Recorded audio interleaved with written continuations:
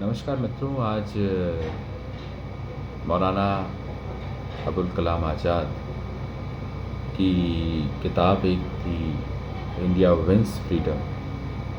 उसके आधार पर कुछ बातें आपके साथ साझा कर रहा हूँ। ये एक तरीके की ऑटोबायोग्राफी थी मौलाना आज़ाद की। तो उन्होंने उसमें लिखा है कि 1939 में मुस्लिम लीग बिल्कुल पोलराइज़ कर चुकी थी इंडियन मुस्लिम्स को, और वो इस बात पर बिल्कुल आमादा थे कि उनको अपना एक अलग देश चाहिए।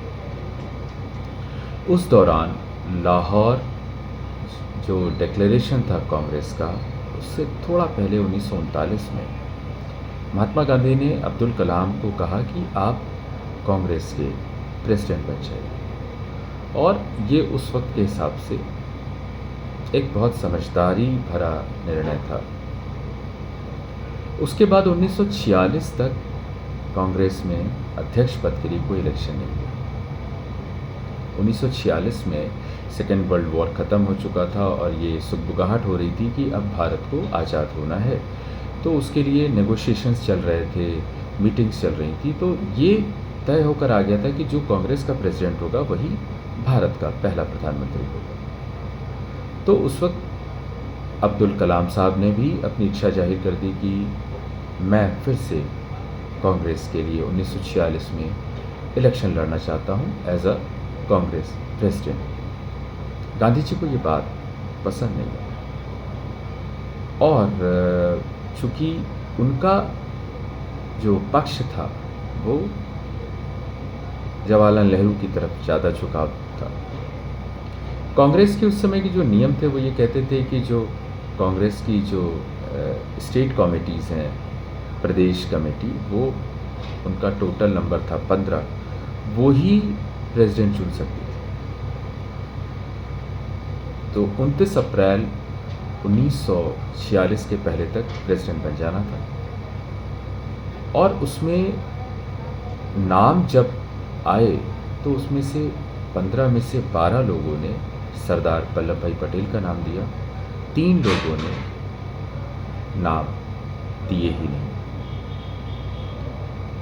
अब जयंत कृपलानी साहब को लगाया गया गांधी जी के द्वारा, और गांधी जी की बातों को करते हुए उन्होंने 29 अप्रैल की जो आखिरी डेट थी उसके बाद लोगों को कन्विंस करना शुरू किया और कहा कि भाई जवाहरलाल नेहरू को सपोर्ट करिए। हालांकि नैतिक रूप से वो गलत था।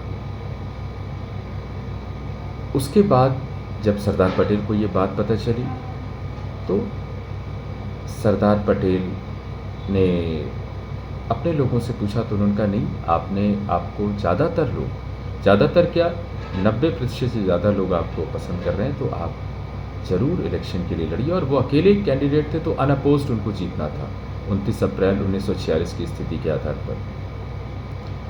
ये बात जब महात्मा गांधी ने जवाहरलाल नेहरू को बताई तो जवाहरलाल नेहरू इस बात पर बिल्कुल ही शांत रहे, उन्होंने कोई रिएक्शन नहीं दिया कि पटेल के अलावा आपका तो नाम किसी ने भी नहीं लिया है। उसके बाद जब महात्मा गांधी को ये लगा कि नेहरू नहीं मानेंगे तो उन्होंने पटेल को दोबारा जयंत कृपलानी के द्वारा कहलवाया, और पटेल साहब जब आए तो गांधी जी ने कहा कि आप अपना नाम वापस ले लीजिए। बिना कोई क्षण गंवाए सरदार वल्लभ भाई पटेल ने अपना नाम वापस ले लिया, और इस तरीके से 1946 में 29 अप्रैल की समय सीमा बीतने के बाद जवाहरलाल नेहरू कांग्रेस के प्रेसिडेंट बने और बाद में भारत के प्रथम प्रधानमंत्री बने। मौलाना आज़ाद अपनी ऑटोबायोग्राफी में लिखते हैं कि उस वक्त के हिसाब से मुझे ऐसा लगता था कि मैंने बहुत अच्छा निर्णय लिया था, लेकिन मुझे कितने भी वैचारिक मतभेद के आधार पर आज की तारीख में लगता है कि मुझे सरदार पटेल को सपोर्ट करना चाहिए था, क्योंकि वो न केवल नैतिक रूप से सही थे, नियम के अनुसार सही थे, बल्कि अगर वो प्रथम प्रधानमंत्री होते तो भारत के शुरुआत के 10 साल का इतिहास कुछ और होता, और शायद शायद भारत का बंटवारा भी ना होता। ये मौलाना आज़ाद के शब्द। नमस्कार।